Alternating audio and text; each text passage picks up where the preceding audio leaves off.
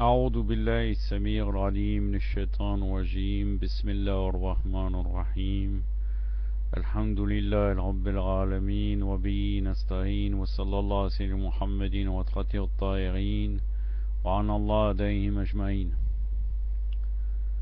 Les bienfaits de la lecture du Saint-Coran, deuxième partie F1. Je pense que ça sera une vidéo qui durera à peu près 15 à 20 minutes, Inch'Allah. Nous étions arrivés dans notre sujet la dernière fois aux éléments, c'est-à-dire les choses qui sont interdites au moment où on récite le Saint-Coran. On rapporte du Saint-Prophète Mohammed sallallahu alayhi wa alayhi ceci: lisez le Saint-Coran avec douceur et compassion, d'une voix douce émanant de votre cœur. Méfiez-vous de l'arrogance des pervers, des orgueilleux, car il viendra après moi un peuple qui fera en sorte de dénaturer la sacralisation du Saint-Coran. Certains le liront en chantant, en incitant les hommes à les imiter. Ils prétendront appartenir à la catégorie de la congrégation religieuse. La douceur ne pourra toucher leur cœur, ils seront en permanence instables et seront touchés par la vanité. Je crains pour vous l'anéantissement dans un avenir proche qui se manifestera à travers la religion. Vous considérez permis de chanter le Saint-Coran. Ne récitez pas le Saint-Coran alors que vous êtes en état d'impureté séminale, c'est-à-dire en état de Janaba, après avoir eu un rapport sexuel, ou bien avoir eu une sortie de sperme. Gardez-vous de gagner votre vie par la récitation mélodieuse du Saint-Coran. Celui qui agit de la sorte aura un visage dépourvu de chair le jour de la résurrection. Mizan al-Hikmah, donc toujours de Mohammed Rishari, le volume 8, page 90. Nous voyons à travers ce hadith que c'est très important de ne pas faire le Coran comme une source de spectacle. Ça veut dire que quelqu'un vient, il est payé éventuellement pour réciter le Saint-Coran, et c'est uniquement de la vanité. Lui-même se considère comme quelqu'un d'important, qui récite mieux que les autres. Et en plus de ça, il est comme s'il faisait partie du groupe des gens religieux. Ce hadith n'a pas besoin de plus de commentaires, tout en sachant qu'à notre époque, malheureusement, nous retrouvons ce type de comportement.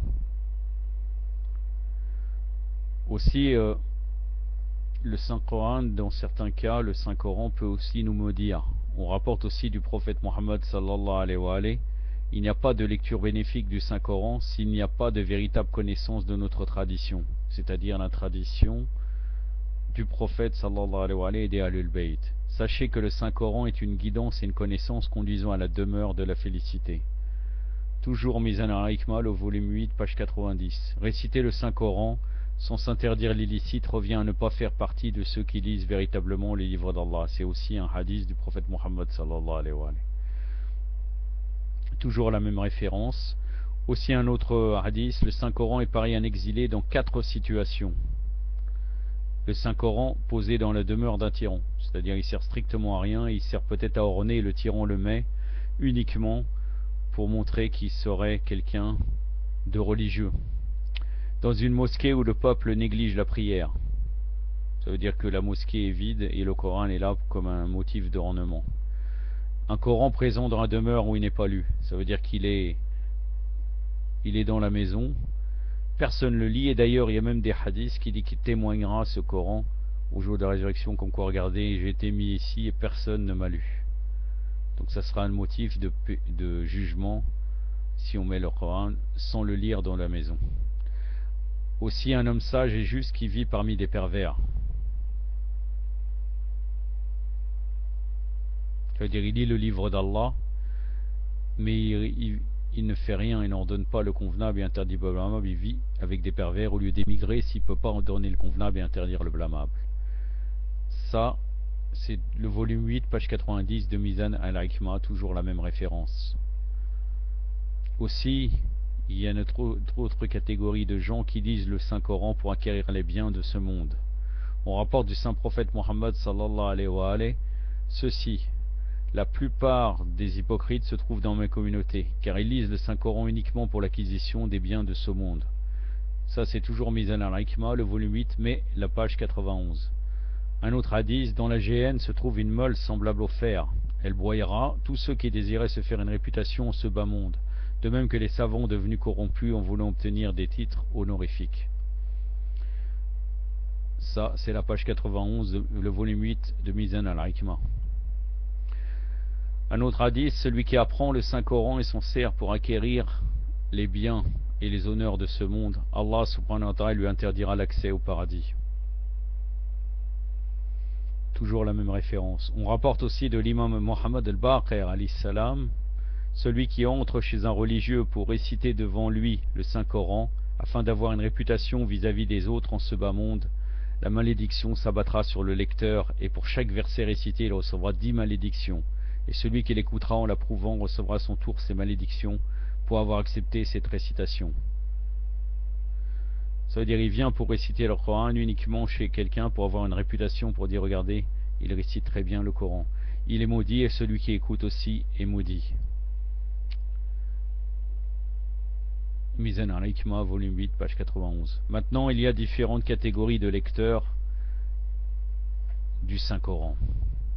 On rapporte de l'imam Ali alayhi salam ceci. On distingue 3 sortes de lecture du Saint-Coran. La catégorie de ceux qui récitent pour Allah subhanahu wa ta'ala afin d'acquérir la connaissance spirituelle. C'est la meilleure catégorie. Ceux qui le récitent pour l'acquisition des biens de ce monde. Et troisièmement, ceux qui le récitent seulement pour déclencher les polémiques. C'est-à-dire les contestations de réfuter telle personne et de polémiquer. Si tu as le choix entre ces 3 catégories, alors choisis la première. L'imam Ali nous indique cela. Mizan al-Hikma, volume 8, page 91. L'imam Ja'far Sadiq alayhi salam nous dit: le lecteur du Saint-Coran se divise en 3 catégories. Celui qui récite pour plaire au roi, aux dirigeants et aux hommes. Sache que celui qui fait partie des habitants de Géhenne, sache que celui-là fait partie des habitants de la Géhenne. Celui qui le récite, ça c'est la première catégorie. Donc il fait partie des habitants de l'enfer. Celui qui le récite en ne respectant pas les versets, ni les principes fondamentaux qui sont le licite et l'illicite, celui-là aussi fait partie des habitants de l'enfer. C'est-à-dire il n'applique pas ce qui est ordonné dans le Coran. Il ne s'abstient pas des interdits. Celui qui cherche la protection, ça c'est la 3e catégorie, celui qui cherche la protection de son Seigneur, qui agit avec la sagesse du livre saint, qui se lance avec envie vers sa compréhension, qui agit conformément à ses prescriptions, qui authentifie le licite avec des preuves, qui interdit tout ce qui est illicite, sache que celui-là est le protégé d'Allah subhanahu wa ta'ala. Il sera sauvé de toute déviation et de toute tentation. Il fera partie des habitants du paradis, il recevra l'intercession et pourra en faire bénéficier à qui il veut. Ça c'est Mizan al-Hikma, volume 8, page 92. Un autre hadith aussi qui nous vient de l'imam Ja'far Sadiq alayhi salam, il nous dit: on distingue parmi les êtres ceux qui désirent apprendre la lecture du Saint-Coran afin qu'on nous dise d'eux: voici les étudiants de la lecture du livre. Certains d'autres désirent apprendre à lire le Saint-Coran pour acquérir une belle voix. Ils aiment qu'on dise d'eux: ceux-là ont une voix extraordinaire. Ces 2 catégories n'ont rien de bien. Certains désirent apprendre la lecture du Saint-Coran afin de pouvoir prier la nuit et agir la journée grâce au savoir-faire acquis par le livre dans l'intention de servir d'autrui. Ce sont les meilleures créatures. Voilà, la dernière catégorie est la meilleure. Ceux qui lisent le Saint-Coran, ils apprennent la lecture du Saint-Coran afin de pouvoir prier la nuit en récitant des versets du Coran et agir la journée grâce à ce qu'ils ont acquis de la connaissance du Coran et aussi dans l'intention de servir autrui. C'est dans le volume 8, page 92 de Mizan al-Hikma. Maintenant, ceux qui sont à l'écoute du Saint-Coran, quels sont les bienfaits? Le Saint-Prophète Mohammed sallallahu alayhi wa sallam nous dit: celui qui désire se rapprocher d'Allah subhanahu wa ta'ala, qu'il écoute avec attention le Saint-Coran. C'est Mizan al-Hikma, volume 8, page 93. Aussi, il nous dit aussi: écouter les versets du Saint-Coran est meilleur que d'acquérir tout l'or de ce bas monde. C'est encore meilleur que l'ascension de la montagne sacrée qui se trouve au Yémen, là où l'Agat, Haqiq, c'est une des pierres, a vu naissance en ce bas monde. Ça c'est Mizan al-Hikma, le volume 8, page 93. On peut dire aussi que, expliquer un peu qu'est-ce que l'Aqiq, puisque c'est très important, puisque là il nous dit carrément que écouter les 5 Corans c'est meilleur que d'acquérir tout l'or de ce bas monde, et c'est encore meilleur que l'ascension de la montagne sacrée. C'est-à-dire c'est une montagne sacrée où il y a le Haqiq et le Yémeni. Et donc la Haqiq est une pierre et le premier minéral à avoir attesté l'attestation divine, la ilaha illallah. Aussi cet agate qui se trouve au Yémen a son importance, car Allah subhanahu wa ta'ala de ce fait lui a accordé la suprématie sur tous les autres minéraux, puisqu'il vient du paradis. On l'appelle aussi donc Haqiq al-Yémeni, ou l'agate du Yémen. Cette pierre qui prie lorsque vous accomplissez la prière. Au moment où on fait la prière, c'est un Haqiq al-Yémeni à notre doigt. Elle prie avec nous. Et d'ailleurs, c'est bien donc de la porter pendant la prière, et en particulier, bien sûr, qui fait partie des choses recommandées, de la main droite à la main droite. Un autre hadith pour ceux qui sont à l'écoute du Saint-Coran, du Saint-Prophète Mohammed sallallahu alayhi wa alayhi. Celui qui récite le Saint-Coran sera épargné des malheurs dans ce bas monde. Quand celui qui l'écoute, il sera épargné des malheurs dans l'au-delà. Mizan al-Hikmah, volume 8, page 93. Dans la même référence, il y a ce hadith, celui qui écoute le Saint-Coran, Allah subhanahu wa ta'ala lui inscrira un bienfait pour son écoute attentionnée. Celui qui récite le livre d'Allah azza wa jal, le Tout-Puissant, lui accordera une lumière pour le jour de la résurrection. Nous arrivons et nous terminerons là aux bonnes manières adoptées lorsqu'on écoute le Saint-Coran. Au tout début, donc en premier lieu, il y a un verset dans la sourate Al-Araf, le verset 204. Lorsque le Coran est récité, écoutez-le et taisez-vous, peut-être vous sera-t-il fait miséricorde. Sourate Al-Araf, verset 204.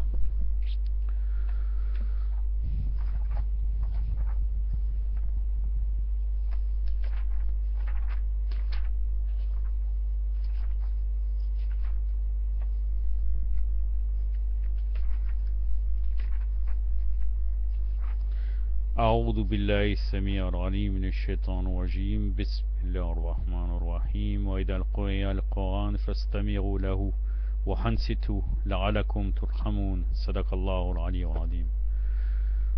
Un autre verset qui nous vient de la sourate El-Isra, donc le voyage nocturne, le verset 107, 108, 109. Allah subhanahu wa ta'ala nous dit, croyez-y, dit. C'est-à-dire que là, Allah azza wa jalla s'adresse à son prophète. Il lui dit de dire, croyez-y ou bien ne croyez pas. Oui, ceux qui ont déjà reçu la science sont prosternés sur leur face. Lorsqu'on lit le Coran, ils disent gloire à notre Seigneur. La promesse de notre Seigneur s'est accomplie. Ils tombent sur leur face en pleurant, leur humilité augmente. C'est un verset où il y a une prosternation recommandée. Je ne peux pas le faire maintenant, mais là quand vous allez l'entendre, Inch'Allah en arabe, c'est bien pour vous que tout de suite après la récitation de ce verset, on se prosterne. Ce n'est pas obligatoire. Si ça serait obligatoire, je ne l'aurais pas récité tout de suite. Je ne l'aurais pas récité car je ne vais pas interrompre ce discours pour me prosterner en plein milieu. Peut-être que au niveau de la vidéo, ça poserait un léger problème. Ça veut dire de me voir m'absenter pour faire une prosternation et revenir. Donc je ne vais pas le faire. Mais par contre là, comme c'est recommandé, Inch'Allah, vous-même qui écoutez et regardez ce discours, vous pourrez le faire, Inch'Allah. Donc la sourate El-Isra, je vais arriver, Inch'Allah, sourate El-Isra.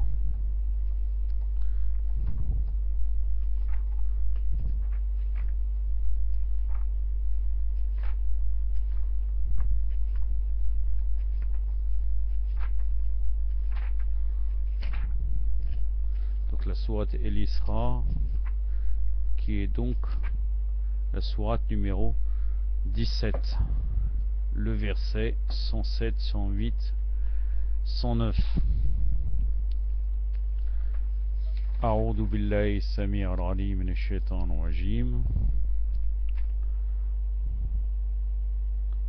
قل آمنوا به ولا تؤمنوا إن الذين أوتوا العلم من قبله إذا يتلى عليهم يعيرون لأذقان سجدا ويقولون سبحان ربنا إن كان وعد ربنا لمفعلون ويخرون لأذقان يبكون ويزيدون خشوعا صدق الله العلي العظيم. Nous avons un autre verset concernant ce sujet. Allah subhanahu wa ta'ala nous dit dans la sourate Maryam, donc la sourate Marie, alayhi salam, verset 58. Voilà ceux qu'Allah a comblés de ses grâces parmi les prophètes de la descendance d'Adam, parmi ceux que nous avons portés avec Noé, parmi la descendance d'Ibrahim, Abraham et d'Israël, parmi ceux que nous avons dirigés et que nous avons élus. Ils tombaient prosternés en pleurant quand les versets du Tout Miséricordieux leur étaient communiqués. Sourate Maryam, le verset 58.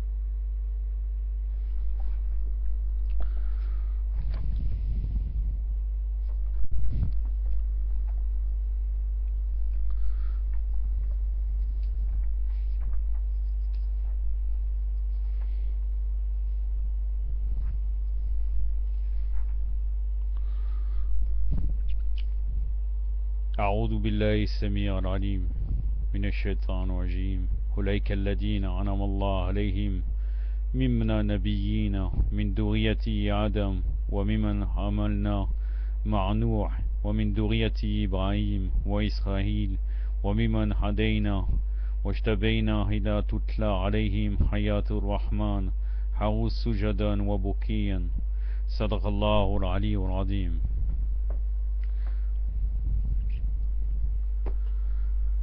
Donc ça veut dire, à travers ces versets, quand on entend le Saint-Coran, on doit se taire. Et à ce moment-là, peut-être Allah subhanahu wa ta'ala nous fera miséricorde. Aussi, quand on entend les versets du Coran, on doit avoir une attitude humble.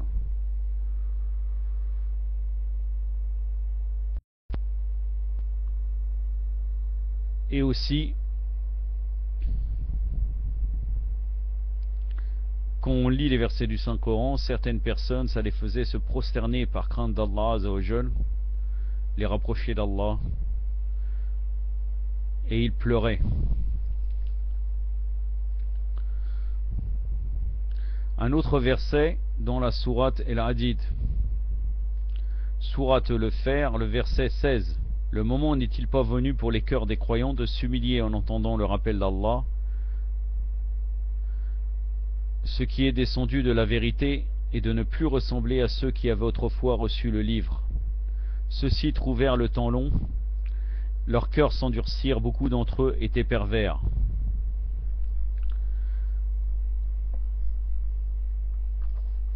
C'est le dernier verset. Donc la sourate du Fer.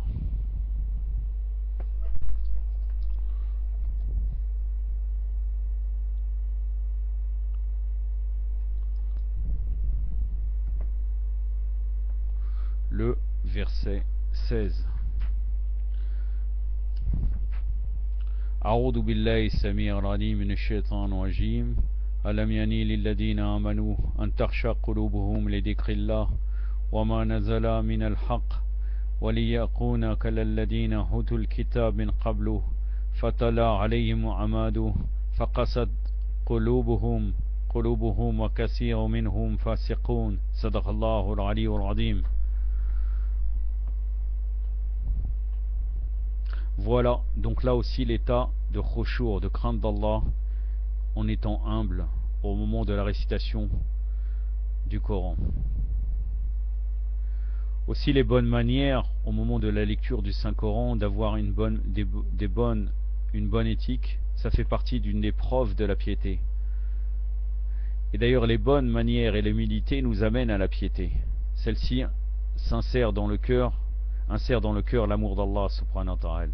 Et de ce fait, Le corps, précisément la chair et le sang, en sont affectés. Alors la chair de poule, ça veut dire le fait qu'on ait les poils qui se redressent à ce moment où on entend le Coran, est une preuve lorsqu'on écoute les livres d'Allah subhanahu wa ta'ala en comprenant son sens. Bien sûr, les bonnes manières, al-akhlaq, sont acquises lorsque la piété se révèle à travers notre quotidien, sur notre langue, lorsque nous nous exprimons, sur nos yeux, lorsque nous regardons, sur nos pieds, lorsque nous nous déplaçons, etc. Mais un organe mérite d'être protégé et surtout initié à la piété. Bien sûr, il s'agit du cœur. Le cœur qui est, on peut dire, l'imam du corps, en faisant référence à une discussion entre le fameux compagnon de l'imam Sadiq alayhi salam et Ibn al-Hakam face à un Mu'tazili.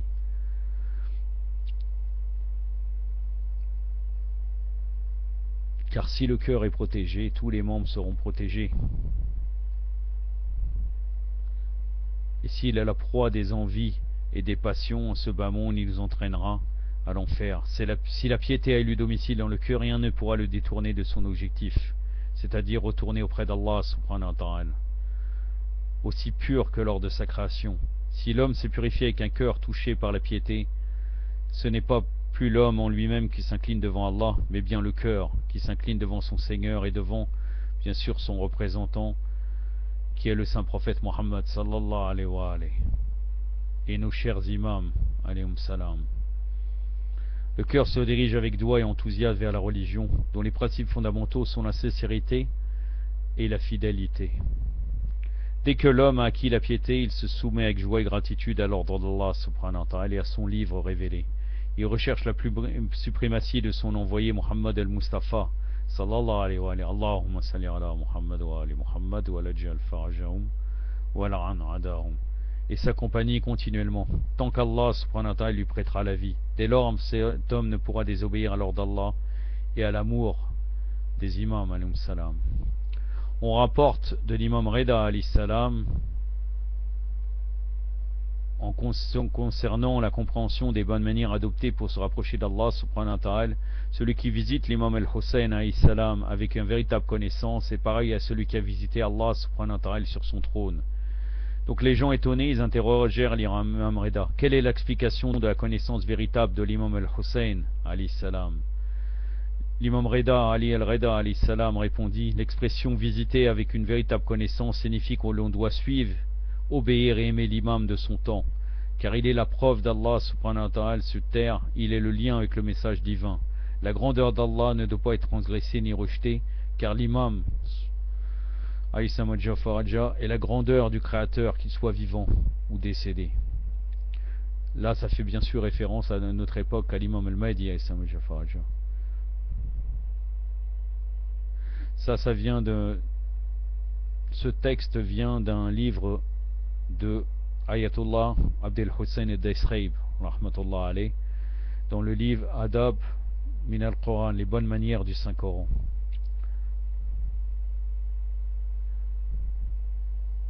On rapporte aussi de l'imam Ja'far Sadiq alayhi salam un hadith qui nous vient de Mizan al-Hikmah, pour terminer là, le volume 8, page 94. Si un homme récite le Saint-Coran, il est obligatoire pour ceux qui sont présents de l'écouter d'une oreille attentive en exerçant une réflexion approfondie. Celui qui dirige une prière quotidienne mérite qu'on écoute sa récitation tout en méditant les versets du Saint-Coran, afin d'acquérir la compréhension de la prière. Ne pas se dire on prie derrière cette personne, c'est suffisant, il porte notre prière, ne pas faire attention à ce qu'il récite, bien s'imprégner des versets du Coran qu'il est en train de réciter lors de la prière que celui-ci dirige. Wa sallallahu alayhi wa sallam Muhammadin wa atrati at-tahirin, wassalamu alaykum wa rahmatullah.